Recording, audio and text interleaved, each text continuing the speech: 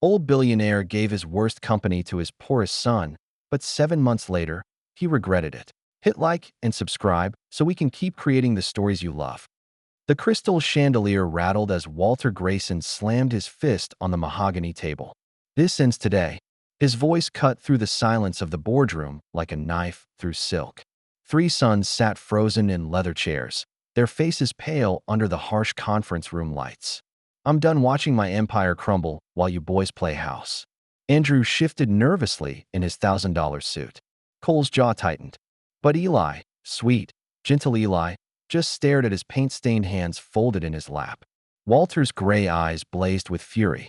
At 72, the billionaire still commanded fear in every corner of Wall Street. But today, something was different. Today, he looked desperate. $7 billion, he growled, pacing behind them like a caged predator. 7 billion. And what do I have to show for it? Two sons who think money grows on trees, and one who teaches finger painting to kindergartners. The insult hit Eli like a physical blow, but he didn't flinch. He'd learned long ago that showing pain only made his father strike harder. The board is breathing down my neck, Walter continued, his voice dropping to a dangerous whisper. They want to know who's going to take over when I'm gone. They want to see competence, leadership, results. He stopped pacing and turned to face his sons. The silence stretched like a taut wire, ready to snap. So here's what's going to happen. I'm dividing the empire. Today, right now, based on merit. Andrew's eyes lit up with greed. Cole straightened in his chair. Eli's stomach dropped to the floor.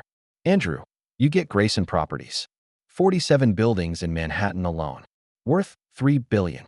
Andrew's face split into a triumphant grin. Dad, shut up and listen.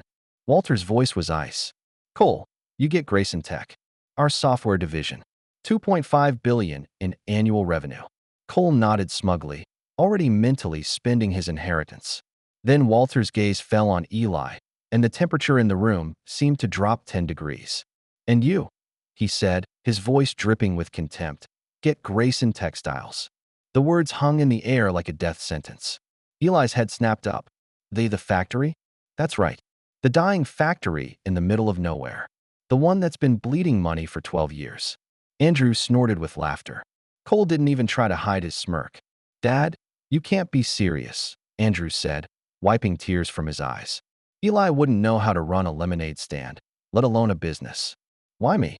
Eli's voice was barely above a whisper. Walter leaned forward, placing his hands flat on the table. His eyes bored into his youngest son with laser intensity.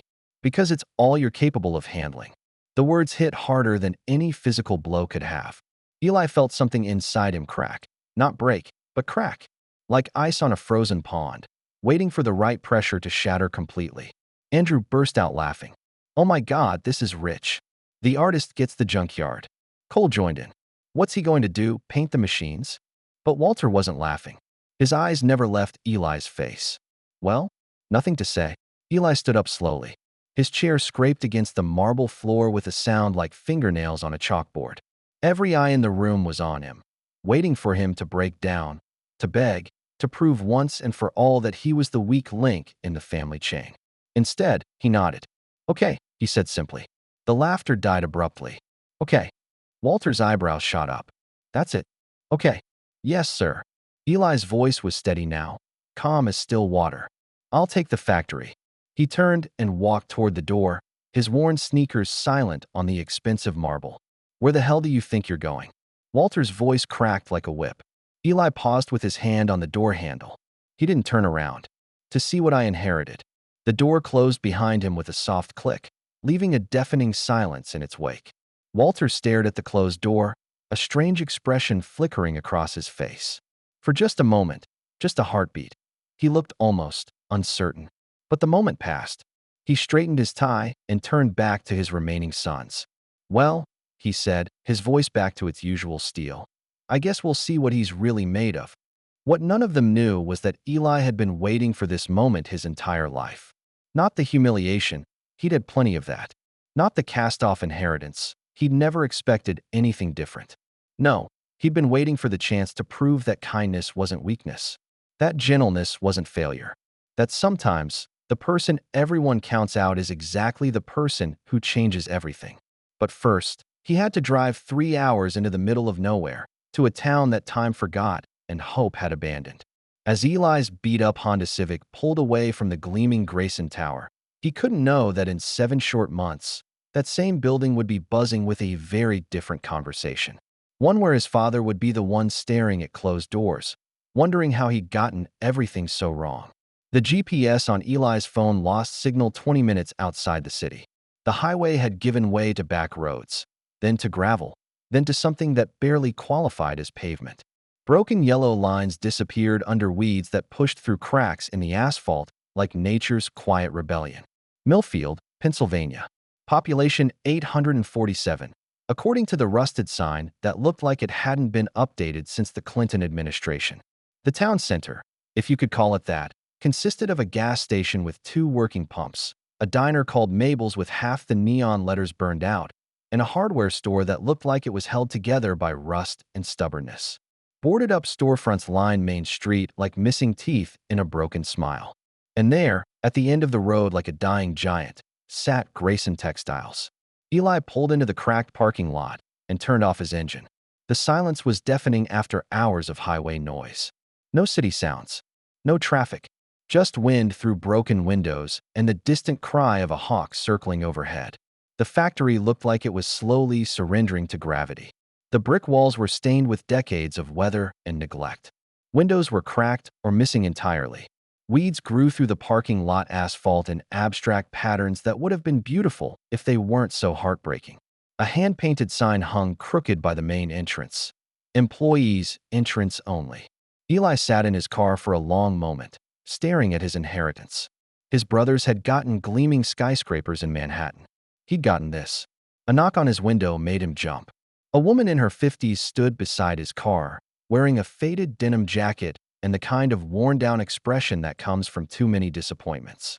Her graying hair was pulled back in a practical ponytail, and her hands were stained with what looked like industrial dye. Eli rolled down his window. "You lost, honey?" she asked, not unkindly. "GPS'll take you in circles out here if you don't know where you're going." "No, ma'am. I'm exactly where I need to be." He gestured toward the factory. "I'm Eli Grayson." The woman's expression changed instantly.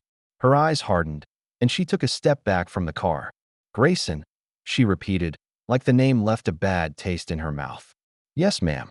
Walter Grayson's son." "Which one?" The question was sharp, suspicious. "The youngest." "Eli." She studied his face for a long moment, taking in his gentle eyes, his paint-stained fingers, the way he didn't demand respect, but simply waited for her to decide what to think of him. "You here to shut us down?" she asked finally. The question hit him like a physical blow. "Is that what you think I'm here for?" "Honey, we've been waiting for the axe to fall for 12 years. Ever since your daddy bought us out from the Henderson family. They actually cared about this place, about the people who worked here. But Grayson..." She shook her head. "Man's bled us dry, taking profits and giving nothing back. We've been running on fumes and prayer." Eli's heart clenched. He'd known the factory was struggling, but he hadn't realized how badly his father had neglected it. "What's your name, ma'am?" "Margaret Kowalski." "Maggie. Been working here 32 years, ever since I was 18. "Well, Maggie, I'm not here to shut anything down. I'm here to learn, to listen, to see what this place needs." Maggie's laugh was bitter. "What it needs is a miracle. Or a time machine back to when people gave a damn about quality instead of just quarterly profits." "Maybe," Eli said quietly. "But I'd like to try something else first, if you'll let me." "Like what?"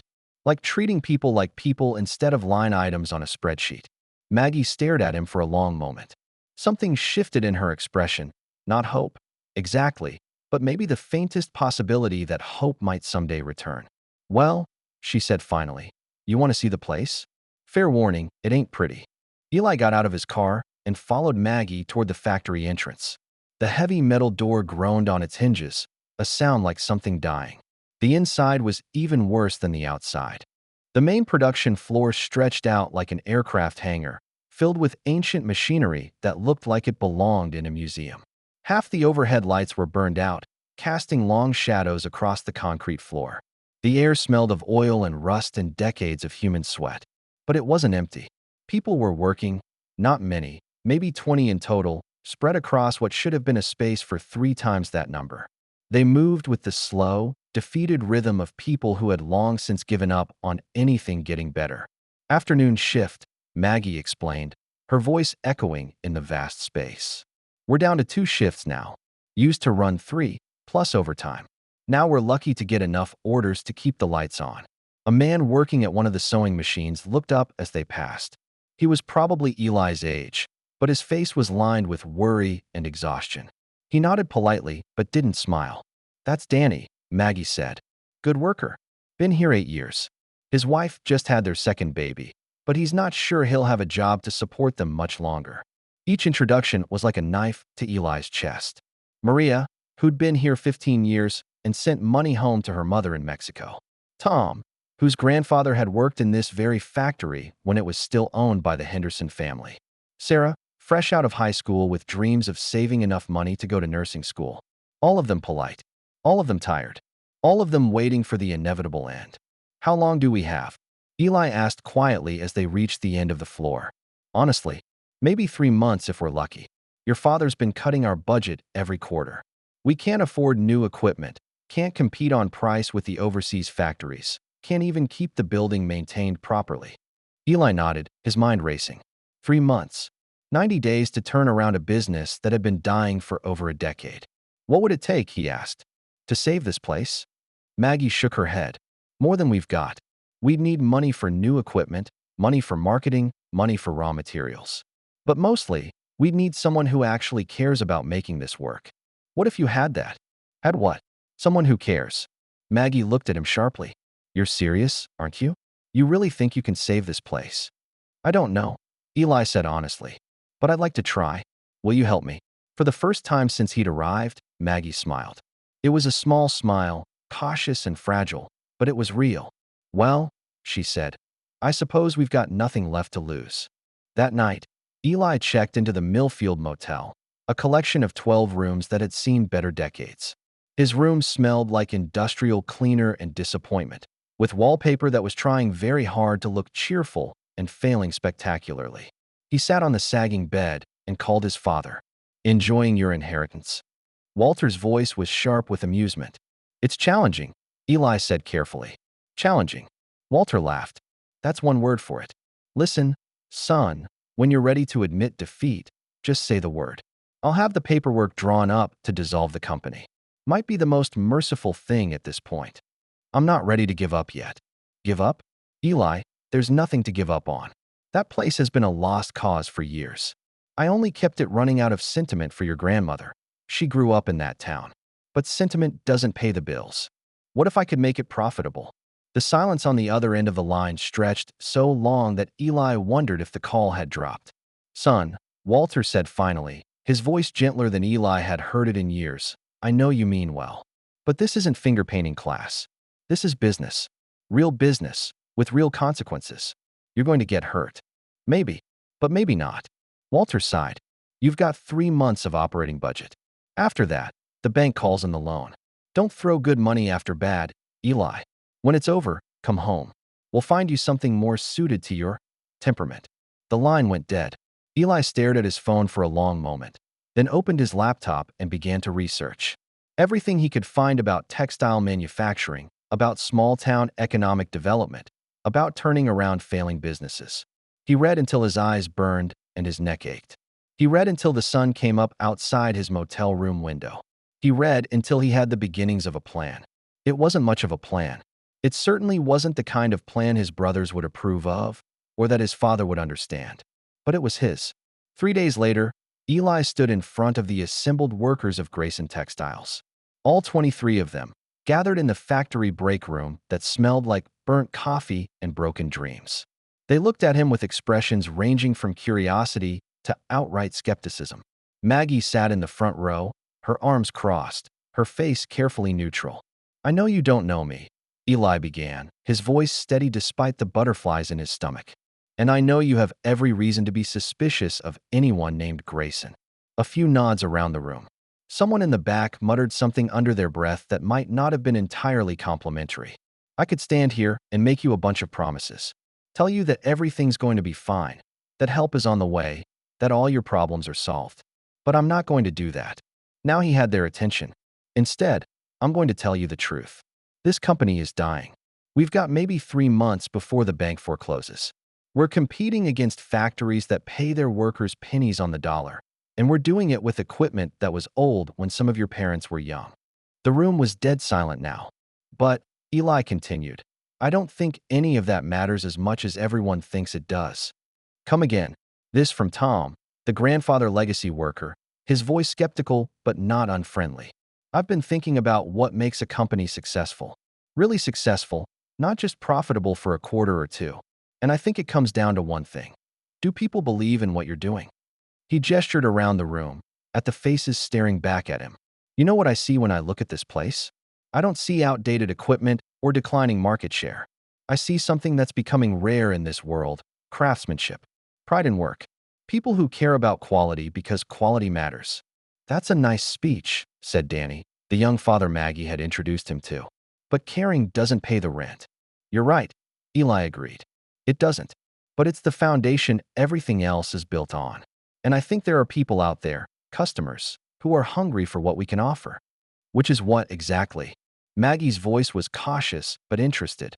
"Authenticity, quality, the knowledge that when they buy something from us, it was made by people who actually care about their work. Not by machines in some anonymous factory halfway around the world, but by real people with real names and real pride in what they do." He pulled out his phone and showed them a picture he'd taken that morning of Sarah at her sewing machine, her young face intense with concentration as she worked on a delicate seam. "This is what we're selling. Not just fabric and thread, but the story behind them. The human element that mass production can never replicate." The room was quiet, but it was a different kind of quiet now. Thoughtful instead of skeptical. "So what are you proposing?" This from Maria, who'd been silent until now. "I'm proposing we stop trying to compete on price and start competing on something nobody else can match: our humanity." Over the next hour, Eli laid out his vision. Small batch production runs focused on quality over quantity. A direct-to-consumer model that told the story of each piece: who made it, how it was made, why it mattered. Social media marketing that showcased the faces and skills of the workers, making customers feel connected to the people behind their purchases. "It's not going to be easy," he concluded. "We'll be working longer hours for less pay, at least at first. We'll be gambling everything on the idea that there are enough people out there who care about the same things we do. And if there aren't?" Tom asked. "Then we go down fighting instead of just fading away."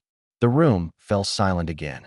Eli could hear the ancient ventilation system humming overhead, the distant sound of traffic on the highway. Finally, Maggie stood up. "I've been working in this industry for 32 years, she said. "I've seen companies come and go, seen good people lose their livelihoods because some suit in an office somewhere decided their lives didn't matter as much as a profit margin." She looked around the room at her coworkers, her friends, her chosen family. "But I've never," she continued, her voice gaining strength, "seen anyone offer us what this young man is offering. The chance to matter. The chance to take pride in our work again. The chance to show the world what we're capable of when someone actually believes in us." She turned to Eli. "You want to know if we're with you? Ask us something easier. Ask us if we want to breathe." A cheer went up from the small crowd. Not loud, but heartfelt. Eli felt tears prick at his eyes. "All right then," he said, his voice thick with emotion. "Let's get to work." The first month was hell. Eli emptied his savings account, all $15,000 of it, to buy paint and basic cleaning supplies. He worked alongside his employees 16 hours a day, scrubbing decades of grime from equipment, patching holes in the roof, replacing broken windows with his own hands. His brothers called twice to mock his little art project. His father didn't call at all. But something was happening in Millfield. Something that couldn't be measured in quarterly reports or profit margins. Danny's wife brought lunch for the crew on days when they worked too late to stop for food. Tom's teenage grandson showed up after school to help move equipment and sweep floors. Maria started teaching Eli conversational Spanish during their breaks, laughing at his terrible accent but patiently correcting his pronunciation. And Maggie became his right hand, his translator between the world he came from and the world he was trying to join. "You're different," she told him one evening as they worked side by side, organizing fabric samples by color and weight. "Different from your father, I mean." "How so?" "He came here once, about 5 years ago. walked through like he was touring a prison, never spoke to any of us directly, just pointed at things and muttered to his assistant about inefficiencies. Eli's hands stilled on the fabric he was sorting. You see us, Maggie continued. Really see us. Not as line items or labor costs, but as people. That's rarer than you might think in this world. By the end of the first month, the factory was cleaner than it had been in years. The equipment was still old, but it was maintained and functional. And something else had changed too, the energy in the place. People smiled at work now. They talked to each other, shared jokes, celebrated small victories. When Sarah finally perfected a particularly challenging stitch pattern, the whole floor applauded. When Tom's grandson got accepted to community college, they threw an impromptu party in the break room. It was Maria who suggested they document the transformation. My daughter's good with that Instagram stuff, she said during a lunch break. Maybe she could take some pictures, show people what we're doing here. That's actually a brilliant idea, Eli said, his mind racing. But what if we did more than just pictures? What if we really told the story? That weekend, Eli borrowed a video camera from the high school and started filming. Nothing fancy, just people talking about their work, their dreams, their connection to the craft of textile manufacturing. Danny talked about learning to sew from his grandmother, how she'd taught him that every stitch was a promise to whoever would eventually wear the garment. Sarah shared her dream of becoming a nurse, how the precision required for sewing was teaching her skills she'd need in medical school. Tom told stories of his grandfather, who'd worked in the original Henderson factory, back when Millfield was a thriving textile town. People want to feel connected to something real, Eli said to the camera, standing on the factory floor as the afternoon shift worked behind him. In a world of mass production and disposable everything, we're offering something different. We're offering permanence, quality, a piece of clothing that isn't just made, it's crafted by people who care about their work and take pride in what they create. He posted the video to YouTube on a Monday morning, not really expecting much. After all, he had no followers, no marketing budget, no social media strategy beyond hope and prayer. By Wednesday, it had been viewed 50,000 times. By Friday, it hit 100,000. And then something unprecedented happened. The orders started coming in. Not big orders, mostly individuals who'd seen the video and wanted to support the cause. A woman in Seattle who ordered custom curtains for her daughter's nursery. A man in Texas who wanted work shirts made the old-fashioned way. A boutique hotel in Vermont that wanted custom linens with the story of their creation included in every guest room. We're going to need more fabric, Maggie said, staring at the order printouts spread across Eli's makeshift desk. A lot more fabric. And more hands, added Tom. At this rate, we'll be working double shifts by Christmas. Eli looked at the numbers, his heart pounding. They weren't out of the woods yet, not even close. But for the first time in months, he could see a path forward. Then let's hire more people, he said. The second month brought new challenges and new victories. 3 former employees came back, people who'd been laid off over the past few years and had been scraping by on part-time work in neighboring towns. The factory floor buzzed with activity and purpose for the first time in over a decade. Eli's video had caught the attention of a lifestyle blogger with 2 million followers. She did a feature on authentic American manufacturing, showcasing Grayson Textiles as an example of businesses doing things the right way. Orders tripled overnight, but success brought its own problems. The old equipment started breaking down under the increased workload. Raw material suppliers, and used to large orders from Grayson Textiles, struggled to keep up with demand. And then there was the sabotage. It started small, mysterious equipment failures, shipments of fabric that arrived damaged, orders that got mysteriously canceled after being placed. At first, Eli thought it was just bad luck. But when he found the threatening notes slipped under his motel room door, he realized someone was actively working against them. Stop now or it gets worse. No signature, no return address. Just block letters on cheap paper and a threat that made his blood run cold. He showed the note to Maggie the next morning. You know who's behind this? She asked, her face grim. I have suspicions. Your brothers? Maybe. Or maybe Dad himself. This success is making him look bad, and he's never been good at looking bad. Maggie crumpled the note in her fist. Well, they picked the wrong fight. We didn't survive 30 years of neglect just to fold now. But the attacks escalated. Someone broke into the factory over the weekend and damaged thousands of dollars worth of completed orders. The local bank suddenly called in a loan that had been current for years. The county building inspector showed up unannounced, looking for violations in a building that had passed inspection just 6 months earlier. "They're trying to bleed us dry," Tom said grimly as they surveyed the damage from the break-in. "Death by 1,000 cuts." Eli stared at the ruined fabric, the overturned equipment, the spray-painted message on the wall, "Give up now."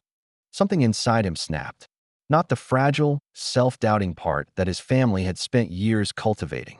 No, this was something deeper. Something that had been building ever since that day in the boardroom when his father had looked at him like he was worthless. "No," he said quietly. "No what?" Maggie asked. "No, we're not giving up. No, we're not backing down. And no, they don't get to win."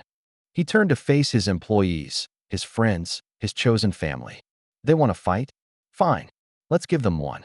The next morning, Eli did something he'd never done before in his life. He fought back, but not the way his father would have fought, with lawyers and threats and brute financial force. Eli fought with transparency. He made a video explaining exactly what was happening. The mysterious equipment failures, the canceled orders, the break-in. He didn't name names, but he didn't have to. The story spoke for itself. A group of dedicated workers and their young boss, under attack by forces that didn't want to see them succeed. "Someone doesn't want this factory to survive," he said to the camera, standing in front of the spray-painted wall they hadn't bothered to clean yet. "Someone wants to see these jobs disappear, these dreams die, these people fail. But here's what they don't understand. We're not just fighting for a business anymore. We're fighting for the idea that work has dignity, that craftsmanship matters, that people are more important than profit margins." The video went viral. Not internet viral, real viral. News stations picked it up. Newspapers wrote editorials. Social media exploded with support for the underdog factory fighting corporate sabotage. Orders poured in faster than they could process them. People from across the country wanted to be part of the story, to support the workers who refused to give up. And in his gleaming penthouse office in Manhattan, Walter Grayson watched his youngest son become the face of everything he'd spent his career fighting against. By the end of the second month, Grayson Textiles was profitable for the first time in over a decade. Not hugely profitable, but enough to keep the lights on and the paychecks coming. More importantly, they were sustainable. They had a customer base that believed in their mission, a workforce that took pride in their craft, and a story that resonated with people hungry for authenticity in an increasingly artificial world. But the real test was still coming. Month 3 brought an unexpected visitor.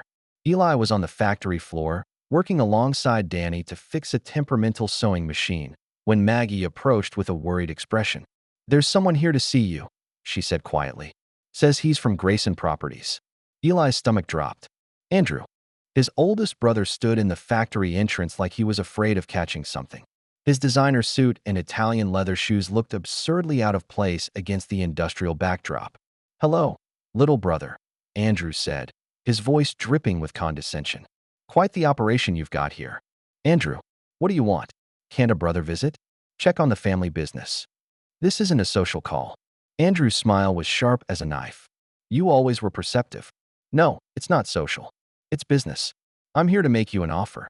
He pulled out a folded document from his jacket pocket. "Grayson Properties is prepared to purchase this facility and the surrounding land for fair market value. You and your employees would receive generous severance packages. Everyone walks away happy. And if I say no, why would you say no? Eli, you've proven your point. You took a dying business and gave it a few months of life. That's admirable, in its way. But this place is still a relic. You can't compete long-term with modern manufacturing. You're just delaying the inevitable." Eli looked around at the factory floor. His employees were trying to look busy, but he could feel their attention focused on this conversation, their futures hanging on his next words. "The answer is no, Andrew. Don't be stupid. This land is worth more as a development project than it'll ever be as a factory. We could put luxury condos here, maybe a golf course. Bring some real economic development to this area." "For who?" "The people who already live here can't afford luxury condos. That's not my problem. It's mine, though." Andrew's mask of fraternal concern slipped, revealing the cold calculation beneath. "Eli, I'm trying to do you a favor here. Dad sent me to make this offer. If you turn it down, well, Let's just say he has other options. Like what? Like calling in some favors. Maybe the county decides your building isn't up to code after all. Maybe your suppliers suddenly have trouble with their delivery schedules. Maybe your biggest customers start having second thoughts about their orders. The threat was clear. Take the buyout, or watch everything he'd built get systematically destroyed. I need time to think about it. You have 48 hours. Andrew turned to leave, then paused. You know, I almost respect what you've done here. It takes guts to tilt at windmills. But in the end, little brother, windmills always win. After Andrew left, the factory fell silent. Everyone had heard enough to understand what was at stake. So, Maggie said finally, "What do we do?" Eli stared at the contract in his hands. Fair market value sounded generous until you realized it was calculated based on the property's worth as a failing business, not as the symbol of hope it had become. "I honestly don't know," he admitted. That night, Eli couldn't sleep. He walked the empty factory floor, running his hands along the machines that hummed with potential, thinking about the people who had trusted him with their livelihoods. His phone buzzed. A text from his father. "Take the deal, son. Don't make this harder than it has to be." Another text, this one from Cole. "Heard Andrew made you an offer. Smart move would be to take it and run." And then, unexpectedly, a third text from a number he didn't recognize. "Saw the news about your factory. Keep fighting. The world needs more people like you. A friend." That message was followed by another from a different number. "My grandmother worked in textiles her whole life. She would be proud of what you're doing." And another, "Ordered a custom jacket from you last month. Best piece of clothing I've ever owned. Don't let them shut you down." Eli realized that somewhere along the way, this had stopped being just about saving a factory.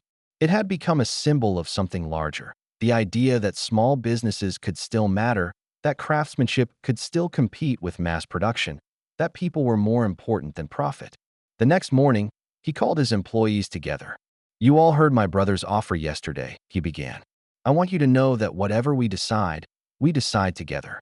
This isn't just my business anymore. It's ours." "What are you saying?" Sarah asked. "I'm saying that if we turn down the buyout, things are going to get harder before they get better. They're going to come at us with everything they have. We might lose anyway. And if we take the buyout?" Tom asked. "We get paid. We get out. And this place becomes a golf course for rich people from the city." The room was quiet for a long moment. Then Danny stood up. "I've got a wife and 2 kids to think about. That severance package would pay for a lot of diapers." Nods around the room. These people had real responsibilities, real bills to pay. "But," Danny continued, "my kids are also going to grow up in a world where they'll have to decide what kind of people they want to be. Do I want to teach them to take the easy money, or to stand up for something that matters?" "This is about more than just us," Maria added. "If we fold now, how many other small businesses are going to face the same choice? How many communities are going to lose their heart to developers who see dollar signs where we see home?" Maggie was the last to speak, her voice steady and sure. "I've been thinking about what your brother said yesterday. About windmills always winning. But he's got it backward, doesn't he? Don Quixote wasn't the fool for fighting windmills. The fools were the people who looked at those windmills and decided they couldn't be beaten." She looked around the room at faces that had become as familiar as family. "I say we fight." The vote was unanimous. Eli called Andrew that afternoon. "Tell Dad the answer is no." "You're making a mistake, Eli." "A big one." "Maybe, but it's my mistake to make." The line went dead. Within 24 hours, the attacks began in earnest. The county building inspector arrived Monday morning with a clipboard and a scowl, determined to find violations in a building that had been operating safely for decades. He found them, of course, regulations that had been updated after the factory was built, standards that applied to new construction but had been grandfathered for existing facilities until someone complained. "You've got 30 days to bring everything up to code," he said, handing Eli a citation that would cost more than they had in the bank to address. Tuesday brought news that their primary fabric supplier was terminating their contract due to restructuring and capacity issues. The real reason became clear when Eli called around to other suppliers and found that somehow, word had gotten out that Grayson Textiles was a high-risk client. Wednesday, their biggest customer, a boutique chain that had placed a massive order for spring merchandise, called to cancel. "Change in business direction," they said. But Eli had seen the Grayson Properties development proposal that had been leaked to a trade publication that morning, describing the Millfield site as prime real estate currently occupied by an obsolete manufacturing facility. By Thursday, it was clear that his family was using every resource at their disposal to strangle his business. Bank loans were being called in. Permits were being delayed. Even the local newspaper, which had been supportive of the factory's revival, suddenly stopped returning Eli's calls. "They're going to win, aren't they?" Sarah said quietly as they sat in the break room, staring at the pile of legal notices and cancellation letters that had arrived that week. "Probably," Eli admitted. "If we fight this the traditional way." "What other way is there?"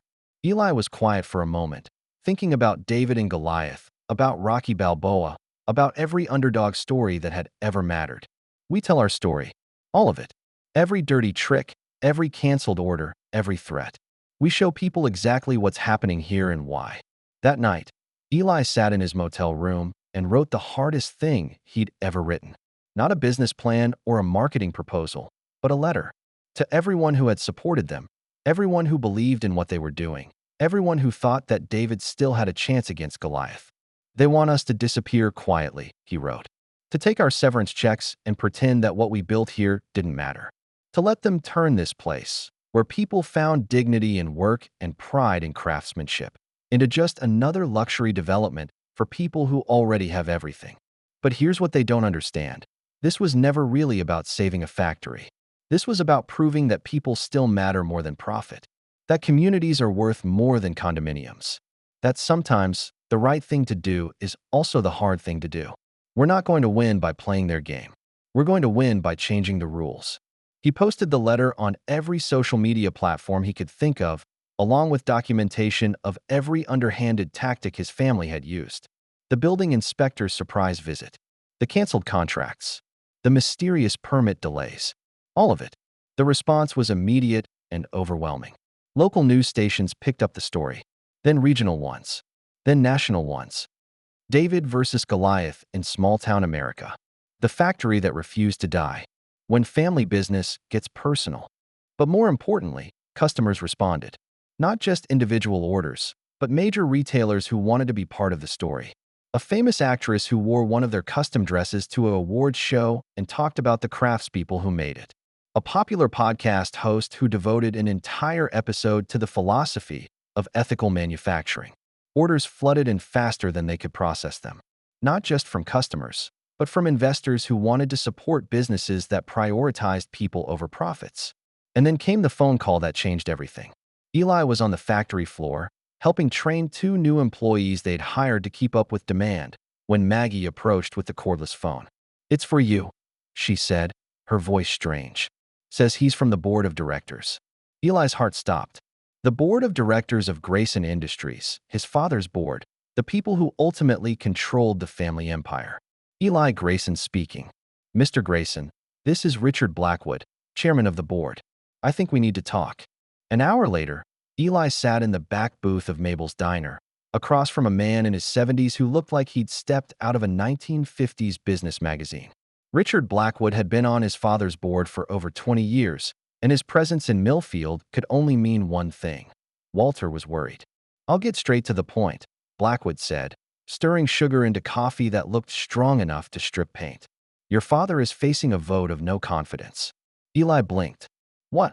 "The board has been watching this situation unfold. Your factory, the media coverage, the way your father has handled the family dispute. It's raising questions about his judgment." "I don't understand." Blackwood leaned forward. "Son, in the past 3 months, you've generated more positive press for the Grayson name than the rest of the company has in the past 3 years. Meanwhile, your father looks like a cartoon villain trying to shut down a beloved small business. The optics are terrible." Eli stared at the older man, trying to process what he was hearing. "More importantly," Blackwood continued, "you've demonstrated something that frankly surprised all of us. Leadership. Real leadership, not the kind they teach in business school. The kind that makes people want to follow you even when the odds are impossible." "What are you saying?" "I'm saying the board is prepared to make you an offer. Chief Operating Officer of Grayson Industries, with a pathway to CEO when your father retires. Full authority to run your divisions the way you see fit, including this factory." The offer hung in the air between them like a live wire. And my father? Would remain as chairman, but with significantly reduced operational control. Think of it as a graceful transition. Eli looked out the diner window at the factory in the distance, at the cars in the parking lot that belonged to people who had trusted him with their livelihoods. I appreciate the offer, Mr. Blackwood, but I'm not interested in a corporate position. Blackwood's eyebrows shot up. Son, do you understand what I'm offering you? Control of a $7 billion company. The chance to implement your vision on a scale that could change entire industries. I understand, but this isn't about scale. It's about proving that you can build something meaningful by treating people like human beings instead of resources to be optimized. You can do that from a corner office just as well as from a factory floor. Can I? Because it seems to me that corner offices have a way of changing people, making them forget where they came from and why they started fighting in the first place. Blackwood was quiet for a long moment, studying Eli's face. You're not going to change your mind, are you? No, sir. Then I guess we'll have to come to you. 3 days later, the impossible happened. Walter Grayson, flanked by his board of directors and looking like he'd aged 10 years in 10 minutes, stood in the Grayson Textiles break room and did something he'd never done before in his life. He apologized. I came here to shut this place down, he said, his voice barely audible over the hum of machinery from the factory floor. I thought I was teaching my son a lesson about the real world. Instead, he taught me one. The room was dead silent. 25 employees, 3 board members, and 2 local reporters who'd gotten wind of the meeting watched as one of America's most ruthless businessmen struggled to find words for something he'd never had to express before.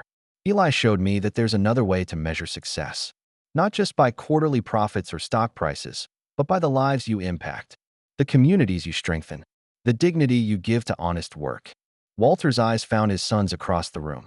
I was wrong. About this place, about these people, and most of all, about you. He pulled out a folder from his briefcase and set it on the break room table. Effective immediately, Grayson Industries is establishing the Ethical Manufacturing Division, with Eli as its president. This factory will serve as the flagship location and will be expanding the model to other facilities across the country. The room erupted, not in cheers. These people were too stunned for that, but in whispered conversations, tears of relief, and the kind of laughter that comes when you realize you've been holding your breath for months. But Eli wasn't laughing. He was staring at his father with a mixture of disbelief and something that might have been hope. There are conditions, Walter continued. This division operates semi-independently.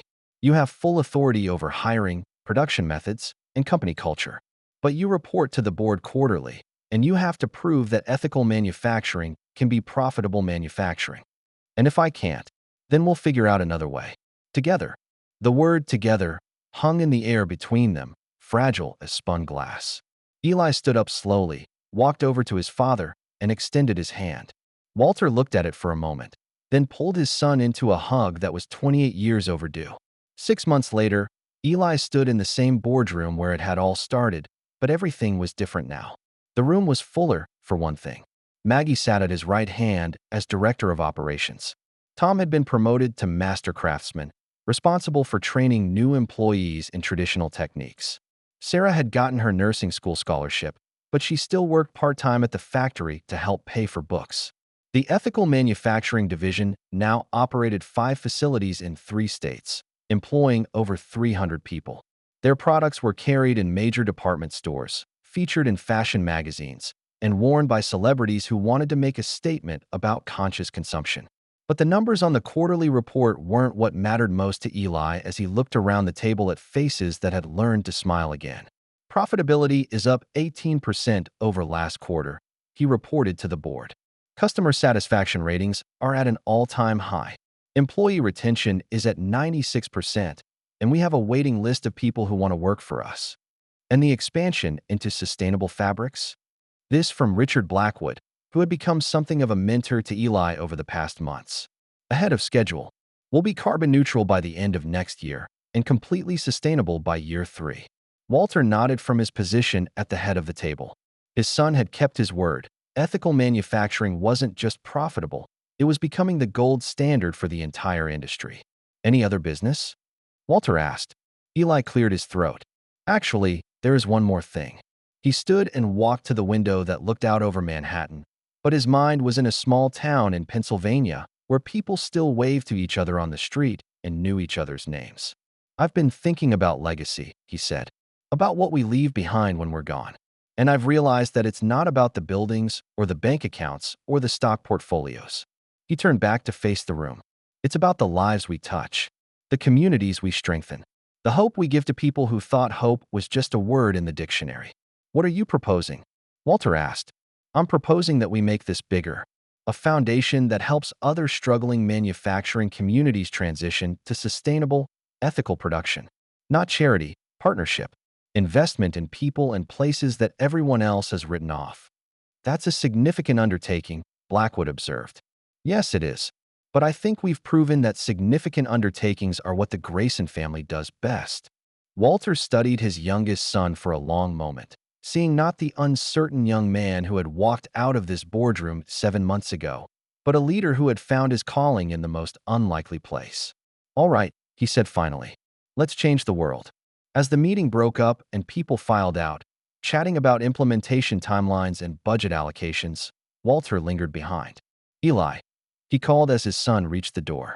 "Yes, sir. I'm proud of you." 3 simple words that Eli had waited his entire life to hear. "Thank you, Dad." "No," Walter said, his voice thick with emotion. "Thank you for showing me that being strong doesn't mean being cruel. That success doesn't require sacrificing your soul.